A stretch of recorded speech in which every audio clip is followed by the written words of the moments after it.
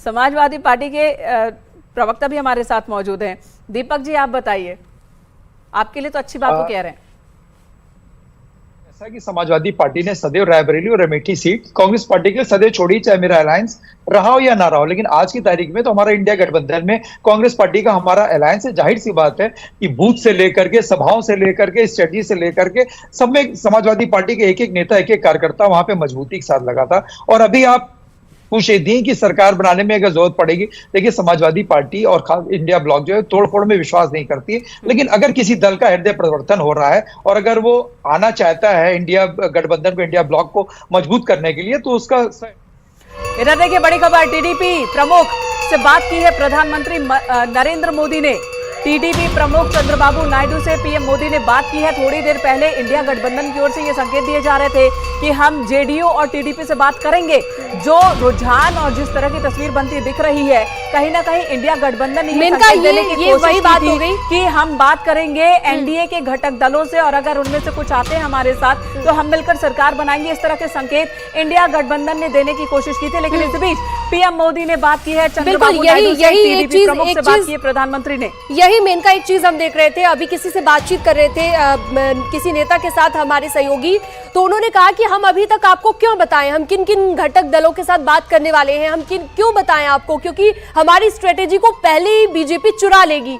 और यहाँ पर प्रधानमंत्री नरेंद्र मोदी ने जो टीडीपी से बातचीत की है उसके बाद कुछ इसी तरह का नजर आ रहा है। जी हाँ, तो पहले ही संकेत प्रधानमंत्री ने दे दिए थे और टीडीपी के चंद्रबाबू नायडू से पीएम मोदी ने फोन पर बात कर ली है। तो अब इसका असर देखिए लगाया जा सकता है, इसका अंदाजा लगाया जा सकता है कि इसका असर क्या होगा। प्रधानमंत्री मोदी ने चंद्रबाबू नायडू से बात की है। आनंद जी, बातचीत का सिलसिला शुरू हो गया। नहीं, देखिए, चंद्रबाबू नायडू हमारे गठबंधन के सहयोगी हैं, हम उनके साथ मिलकर चुनाव लड़ रहे हैं। आंध्र प्रदेश में हम उनके साथ हैं और आंध्र प्रदेश में जिस तरह से टीडीपी ने जबरदस्त सफलता विधानसभा चुनाव में हासिल की है, निश्चित रूप से धन्यवाद, बधाई के पात्र हैं। आदरणीय प्रधानमंत्री जी ने अगर उनसे बात की है तो एक बहुत ही शिष्टाचार, ये तो एक कटसी है, बातचीत करना ही चाहिए। और निश्चित रूप से उनको उन्होंने बधाई दी होगी कि भाई जिस तरह से विधानसभा चुनाव में उन्होंने बेहतर प्रदर्शन किया और लोकसभा चुनाव में जिस तरह से एनडीए ने वहां बेहतर प्रदर्शन किया, इन सारी चीजों को लेकर निश्चित रूप से बातचीत हुई होगी। और साथ ही ये भी बताएं कि उधर इंडिया गठबंधन की ओर से भी संकेत दिए गए हैं। ओपी राजभर को बड़ा झटका, ओपी राजभर को बड़ा झटका, अरविंद राजभर भी पीछे चल रहे हैं। ओपी राजभर, शीनम जो बार बार कह रहे थे कि राजभर वोटों पर तो हमारा ही है, हम पिछड़ों की बात करते हैं, पिछड़े तो हमारे साथ हैं, लेकिन ओपी राजभर के बेटे हैं अरविंद राजभर और वो पीछे चल रहे हैं। एसपी के राजीव आगे चल रहे हैं घोसी में। इस पर भी आनंद जी बोलिए।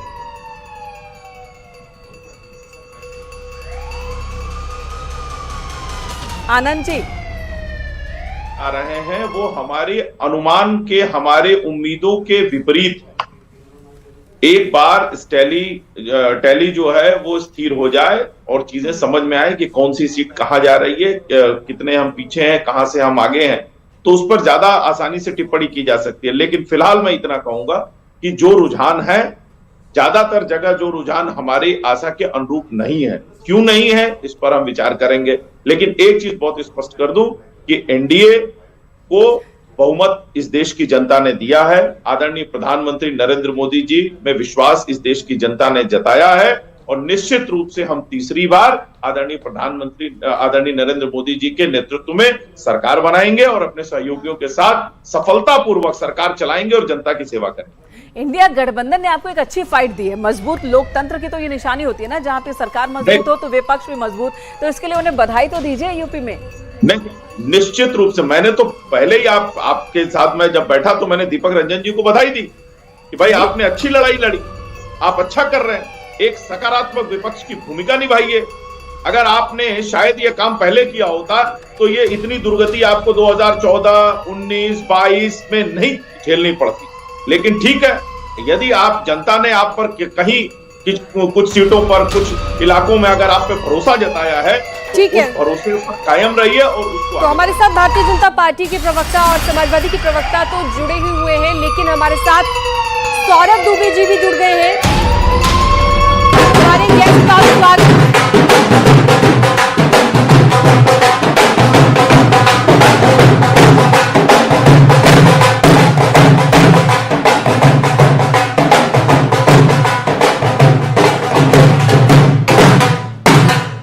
सौरभ दुबे स्वागत जी, है सौरभ दुबे। बहुत स्वागत है आपका। सबसे पहले रिएक्शन ही ले लेते हैं आपका, उसके बाद आगे की चर्चा भी शुरू करेंगे और उसके बाद आगे की खबरें भी बताएंगे। लेकिन अभी जो टैली आप देख पा रहे हैं, एक नजर डालिए और अपना रिएक्शन दीजिए। क्या लगा था इतना बड़ा उलटफेर हो जाएगा? नहीं, देखिए बात तो यही थी कि तीसरी बार प्रधानमंत्री नरेंद्र मोदी जो है वो सरकार बनाने जा रहे हैं और तीसरी बार प्रधानमंत्री बनने जा रहे हैं। तो वो तो बात को रखा गया था कि 400 का लक्ष्य भारतीय जनता पार्टी ने रखा इसीलिए था क्योंकि उनको पता था कि इस बार जो चुनाव होने वाले हैं वो जमीनी स्तर पर वहाँ पर थोड़ी बहुत जो है वो टकराव की स्थिति रहेगी। और कहीं ना कहीं मैं कह रहा हूं कि अभी ये शाम तक जब तक ये जाएगा जो है तो ये मार्जिन जो अभी कहीं पे 800 का चल रहा है, कहीं 900 का चल रहा है, कहीं 1000 का चल रहा है, तो ये स्थिति क्लियर होगी 4 बजे के आसपास क्लियर होगी। लेकिन एक बात तो तय है कि देश में तीसरी बार भारतीय जनता पार्टी की सरकार बन रही है, एनडीए की सरकार बन रही है और प्रधानमंत्री नरेंद्र मोदी जो है वो तीसरी बार देश के प्रधानमंत्री जो है वो बनने जा रहे हैं। ठीक है, और इसको लेकर प्रधानमंत्री ने भी अपनी तरफ से एक तरह से इनिशिएट कर दिया है। मैं आपका एक रिएक्शन चाहूंगी पॉलिटिकल एनालिस्ट के तौर पर कि प्रधानमंत्री नरेंद्र मोदी ने अभी टीडीपी प्रमुख से फोन पर बात की है। इससे पहले इंडिया गठबंधन की ओर से संकेत दिए जा रहे थे कि हम टीडीपी से और जेडीयू से बात करेंगे कि वो हमारे साथ आ जाए, ये संकेत थे। प्रधानमंत्री ने इनिशिएट किया, तुरंत ही चंद्रबाबू नायडू से फोन पर बात कर ली है। इसे आप किस तरह से देख रहे हैं? क्या प्रधानमंत्री ने भी मान लिया है कि इस बार वो 400 पार वाला मैजिक तो नहीं है?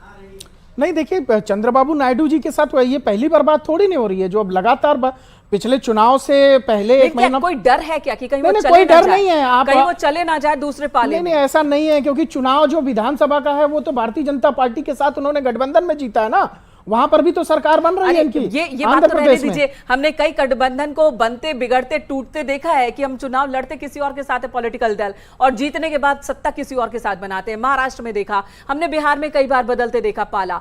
तो क्या कोई डर है टीडीपी और जेडीयू को लेकर?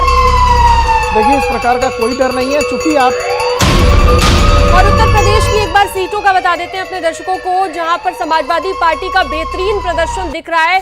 यूपी में बीजेपी जबकि 32 सीटों पर, जबकि समाजवादी पार्टी 37 सीटों पर आगे चल रही है। तो बेहतरीन प्रदर्शन ये अखिलेश यादव का माना जा रहा है। क्या क्या वो फैक्टर्स लगते हैं आपको सौरभ जी, जिसके चलते समाजवादी पार्टी इतना बेहतर प्रदर्शन कर पाई, इतना बड़ा मार्जिन अभी चल रहा है? देखिए समाजवादी पार्टी पे मैं आ रहा हूँ, इनका नायडू जी चंद्रबाबू जी वाला जवाब दे दूं मैं उसमें कि निश्चित रूप से देखिए जो सरकार बनने जा रही है उसमें जो गठबंधन के साथी हैं वो इस बार महत्वपूर्ण भूमिका में रहेंगे। ईमानदारी से इसको सबको स्वीकार करना चाहिए। और जिस प्रकार से चूंकि ये नियम के तहत जिसकी सबसे ज्यादा सीटें हैं सरकार बनाने के लिए तो बुलावा उसी को जाएगा ना। तो भारतीय जनता पार्टी की तो सरकार बन रही है, कोई विपक्ष की सरकार तो बन नहीं रही है। और जिस प्रकार से चंद्रबाबू नायडू भारतीय जनता पार्टी के साथ रहे और ये विधानसभा में अगर चुनाव में जीत हुई है तो कहीं ना कहीं भारतीय जनता पार्टी के साथ गठबंधन में उसका लाभ मिला है उनको। तो मुझे लगता है ठीक है, एक महत्वपूर्ण भूमिका में नीतीश कुमार और चंद्रबाबू नायडू जरूर रहेंगे, लेकिन भारतीय जनता पार्टी जो है वो नेतृत्व जो है प्रधानमंत्री मतलब आप ये कह रहे हैं कि उनको डरने की जरूरत नहीं है, निश्चिंत है वो सरकार बनाने को लेकर। बिल्कुल। ठीक है, अब यूपी पर आते हैं। यूपी में समाजवादी पार्टी ने 62 सीटों पर चुनाव लड़ा है और 37 पर वो आगे है समाजवादी पार्टी। वहीं बीजेपी 75 सीटों पर बीजेपी ने चुनाव लड़ा और वो 32 पर आगे दिख रही है। तो इसे लेकर क्या कहेंगे आप? देखिए उत्तर प्रदेश के अंदर जो नतीजे आ रहे हैं ये कुछ ना कुछ इसमें जो है परिवर्तन हुआ है, मैं मानता हूं। कुछ जगहों पर देखिए व्यक्तिगत रूप से जो लोकसभा के उम्मीदवार हैं, क्योंकि मुझे कहने में इसमें कोई हिचकिचाहट नहीं है कि कुछ लोगों का व्यक्तिगत अहंकार जो है वो कहीं ना कहीं भारी पड़ गया पार्टी के ऊपर। तरफ इशारा है नहीं, जिसका भी है मैं तो बिल्कुल खुल करके कहता हूं, मैं बहुत अच्छे से जानता हूं। तो व्यक्तिगत जो है उनका अहंकार है उसको वो कहीं ना कहीं जो है वो पार्टी के ऊपर भारी पड़ गया। प्रधानमंत्री नरेंद्र मोदी के नेतृत्व में जो है कोई कमी नहीं है, योगी आदित्यनाथ जी के नेतृत्व में कोई कमी नहीं है।